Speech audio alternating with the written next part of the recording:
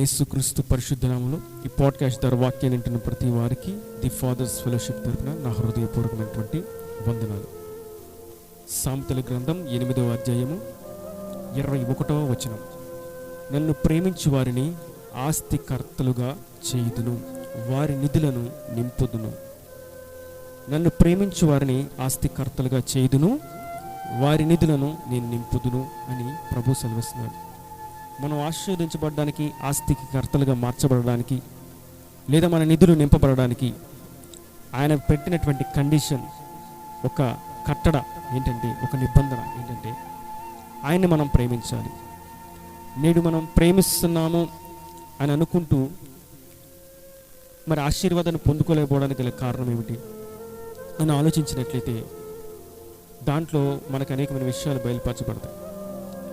నేను ఇంత ప్రార్థన చేస్తున్నా, నేను ఇంత భక్తి చేస్తున్నా, నేను దేవుని కొరకు కనిపెట్టుకుని ఉన్నా, నేను ఎందుకని ఆశీర్వదించబడట్లేదు, నేను ఎందుకని దేవుని యొక్క మేలును పొందుకోలేకపోతున్నాను అని ఆలోచించినట్లయితే ప్రభు చెప్తున్నాడు, నన్ను ప్రేమించే వారిని నేను ఆస్తికర్తలుగా చేస్తాను అని ఆయన స్పష్టంగా చెప్తున్నాడు.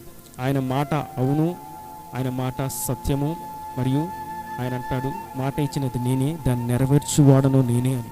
కాబట్టి ఖచ్చితంగా ఆయన ఒక మాట చెప్పాడంటే, ఒక వాగ్దానం చేశారంటే అది 100% వాస్తవం. ఆయన మాటను స్థిరపరుస్తాడు. కాబట్టి నన్ను ప్రేమించు వారిని ఆస్తికర్తలుగా చేస్తానని చెప్పిన ప్రభువు మరి మనం ప్రేమిస్తున్నామని చెప్పుకుంటూ కూడా ఆశీర్వాదం పొందుకోలేకపోవడానికి గల కారణం ఏంటని ఎతికితే, ప్రేమించడం అంటే ఏంటి అనే విషయాన్ని మనం గుర్తించాలి. ముఖ్యమైనటువంటి ఆ కండిషన్ ఏదైతే ఉందో, నన్ను ప్రేమించు వారిని. ప్రేమ అంటే ఏంటి? దేవుని ప్రేమిస్తున్నామని చెప్పుకోవడం అంటే ఏంటి? ప్రేమిస్తే ఏం జరుగుద్ది? ప్రేమిస్తున్నాం అనడానికి ఆనవాలు ఏంటి? దాని సూచనలు ఏంటి అనే విషయాన్ని మనం బైబిల్ గ్రంథంలో వచ్చి గమనించినట్లయితే మనకి స్పష్టమైనటువంటి వివరణ వస్తుంది. ఏంటంటే అది మనం చూసినట్లయితే మొదటి యోహాను పత్రిక 5వ అధ్యాయము 3వ వచనం. మనం ఆయన ఆజ్ఞలను గైకొనుటయే దేవుని ప్రేమించుట, ఆయన ఆజ్ఞలు భారమైనవి కావు. స్పష్టంగా ఆయన ప్రభు సెలవిస్తున్నారు. మనము ఆయన ఆజ్ఞలను గైకొనుటయే ఆయన ప్రేమించడం. ఇప్పుడు మనం ప్రేమిస్తున్నామని చెప్పుకుంటూ ఆయన ఆజ్ఞలను గైకొనని ఎడల ఆయనను ప్రేమించట్లేదనే విషయం స్పష్టమైపోతుంది. కాబట్టి ప్రభు ఈ పూట మనకు చెప్తున్నారు, నన్ను ప్రేమించి వారిని నేను ఆస్తికి కర్తలుగా చేస్తాను, వారి నిధులను నేను నింపుతాను. మరి నన్ను ప్రేమించడం అంటే మీకు తెలియట్లేదేమో చాలామందికి. నా ఆజ్ఞలను గైకొనుట. ఏమిటి నా ఆజ్ఞలు? బైబిల్ గ్రంథంలో మనం మోషే ధర్మశాస్త్రం ప్రకారం చూస్తే ఆయన ఆజ్ఞలు 10 అని అనుకుంటూ ఉంటాం, కానీ ఆయన ఆజ్ఞలు మొత్తం 613. మోషేకి ఇచ్చినటువంటి ఆజ్ఞలు మొత్తం సంఖ్య 613. దానిలో ఆయన పలక మీద రాసి ఇచ్చినవి కేవలం 10. ఈ 10 ఆజ్ఞలు మనకు స్పష్టంగా రాయబడి ఉన్నాయి, క్లియర్గా. అయితే 613 ఆజ్ఞలు మనం నిర్గమాకాండం నుంచి ద్వితీయోపదేశ కాండం వరకు చూస్తూ ఉంటే మధ్యలో ఆయన ఆజ్ఞ, ఇది ఆయన ఆజ్ఞ, ఇది ఆయన కట్టడ అని వస్తూ ఉంటాయి. ఇవన్నీ మనం కౌంట్ చేస్తే 613 సంఖ్య వస్తుంది.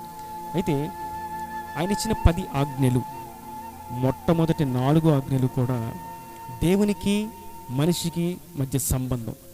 తరువాత ఉన్నటువంటి 6 ఆజ్ఞలు మనిషికి మధ్య ఉన్న సంబంధం. మొట్టమొదటి ఆజ్ఞలు దేని గురించి, 4 ఆజ్ఞలు దేని గురించి చెప్తే అంటే, నన్ను ఆరాధించేటప్పుడు ఇలా ఆరాధించాలి, నేనే దేవుణ్ణి, నా పేరు అర్థంగా ఉచ్చరించకూడదు, ఏ దేవత, ఏ యొక్క విగ్రహాన్ని పూజించకూడదు, నన్నే పూజించాలి, నేను నిజమైన దేవుడు. సో ఆయన ఆజ్ఞలు, ఆయనకి మనకి 4 ఆజ్ఞలు. తర్వాత మనిషికి మధ్య ఉన్న 6 ఆజ్ఞలు. అంటే ఒక మనిషి ఎదుటి వ్యక్తితో ప్రవర్తించాల్సినటువంటి, వ్యవహరించవలసినటువంటి తీరును గూర్చి ఆయన 6 ఆజ్ఞలు ఇచ్చారు. అయితే మనం క్రొత్త నిబంధనలోకి వచ్చినట్లయితే ఈ 10 ఆజ్ఞలు కూడా మన ప్రభువైన యేసుక్రీస్తు వాటిని ఇంకా సులువుగా కేవలం 2 ఆజ్ఞలుగా ఆయన మార్చారు. ఒకవేళ 10 ఆజ్ఞలు గుర్తుపెట్టుకోవాలంటే, 613 ఆజ్ఞలు గుర్తుపెట్టుకోవాలంటే కష్టం, లేదా 10 ఆజ్ఞలు గుర్తుపెట్టుకోవాలంటే కూడా కష్టమేమో. అందుకే ప్రభు ఆయన ఇంకా సులువు చేశాడు. ఆయన అంటాడు కదా, నేను సాత్వికుడును, దీన మనసు గలవాడును, నా దగ్గర రండి, నేను మీ కాడిని సులువు చేస్తాను అని చెప్తూ ఉంటారు. అయితే మరి మత్తయి సువార్తలో మనం చూస్తాం, ఆయనకు చెప్తున్నారు. మన మత్తయి సువార్తలోనే యేసయ్య చెప్తారు, ఆయన దగ్గరికి ఒక వ్యక్తి వచ్చి అడుగుతున్నాడు, మొదకుడా ధర్మశాస్త్రం అంతట్లో ముఖ్యమైన ఆజ్ఞ ఏంటి అని అంటే ప్రభువు స్పష్టంగా చెప్తాడు. చూద్దాం. మత్తయి సువార్త 22వ అధ్యాయం 36 నుంచి 40 వచనాలు. మొదకుడా ధర్మశాస్త్రంలో ముఖ్యమైన ఆజ్ఞ ఏది అనగా, బోధకుడా ధర్మశాస్త్రంలో ముఖ్యమైన ఆజ్ఞ ఏదని అడగగా, అందుకు ఆయన నీ పూర్ణ హృదయముతోనూ, నీ పూర్ణ ఆత్మతోనూ, నీ పూర్ణ మనస్సుతోనూ నీ దేవుడైన యెహోవాను ప్రేమింపవలననిది. నీ పూర్ణ హృదయముతోనూ, నీ పూర్ణ ఆత్మతోనూ, నీ పూర్ణ మనస్సుతోనూ నీ దేవుడైన యెహోవాను, ప్రభువును ప్రేమింపవలెనని అనున్నది. ఇది ఆ ముఖ్యమైన ఆజ్ఞయు మొదటిది అయ్యున్నది. నిన్ను వలె నీ పొరుగు వారిని ప్రేమింపవలెనను రెండవ ఆజ్ఞయు దాని వంటిది. ఈ 2 ఆజ్ఞలు ధర్మశాస్త్రం అంతటికి ప్రవక్తలకును ఆధారమై ఉన్నవని అతనితో చెప్పాను. కాబట్టి ఆయన ఆజ్ఞలు స్పష్టంగా 2 క్లియర్ చేశారు. మనం పూర్ణ హృదయంతో, పూర్ణ ఆత్మతో, పూర్ణ మనసుతో, పూర్ణ బలముతో, పూర్ణ శక్తితో ఆయనను ఆరాధించాలి. హోల్ హార్టెడ్ అంటే పూర్తిగా. మనం ఏం పాట పాడినా, ఏం ప్రార్థన చేసినా, ఏ వాక్యం చదివినా దానిలో ఉన్నటువంటి భావం స్పష్టంగా మనం అన్వయించుకుంటూ ముందుకు సాగాలి.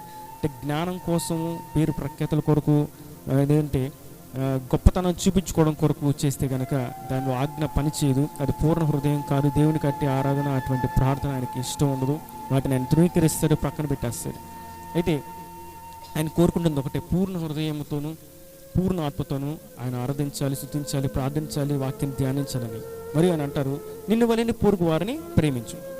మన తోటి వారిని ప్రేమించడంలో ఉంది నిజమైనటువంటి ఆశీర్వాదం.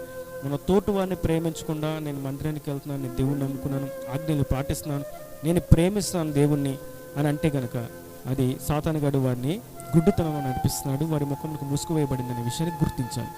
తోటి వారిని మనం ప్రేమించాలి. వాక్యం సెలవిస్తుంది, నీ ఎదుట ఉన్న వారి ఎదుట నువ్వు ఎలా ఉండాలంటే నీకంటే వాడు గొప్పవాడిగా నువ్వు ఎంచుకోవాలి, నీకంటే యోగ్యుడిని నువ్వు ఎంచుకోవాలని వాక్యం సెలవిస్తుంది. కాబట్టి మన తోటి వారితో మనం వ్యవహరించే వ్యవహారం మన గొప్పతనాన్ని చూపించుకోవడం కొరకు కాదు, కానీ ఎదుటి వాళ్ళకి గౌరవప్రదంగా మనం ప్రేమిస్తూ ముందుకు సాగాలి. మొట్టమొదట ఆయన్ని మనం ప్రేమిస్తూ పూర్ణ హృదయంతో ఆయన ఆరాధించాలి. రెండవదిగా మనం తోటి వారిని ప్రేమిస్తూ ఆయన ఆజ్ఞలను కైకొనాలి. ఈ 2 చేసినట్లయితే ప్రభు సెలవిస్తున్నారు, నేను వారిని ఆస్తికి కర్తలుగాను చేస్తాను, వారి నిధులను నేను నింపుతాను. నన్ను ప్రేమిస్తే ఇవన్నీ నేను చేస్తానని చెప్తున్నారు. కాబట్టి ఆయన ప్రేమ మీలో నిలిచునుగాక.